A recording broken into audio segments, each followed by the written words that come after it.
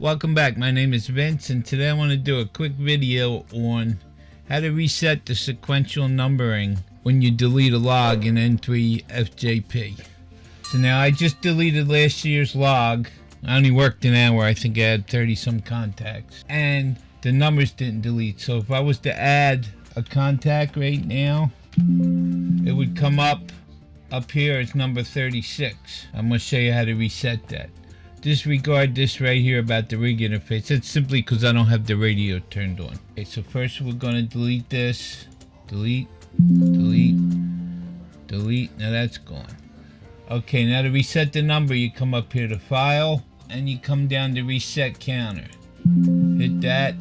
Now it comes back to 0, or if you want to start it at a different number, you put that number in here, then you hit OK. Now if I make another contact, tab over, I hit 1D, tab over, SNJ, now I hit enter.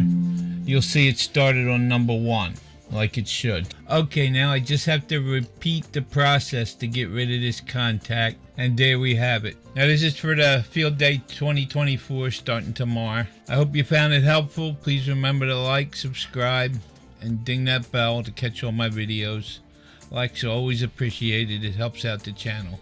73, my friends.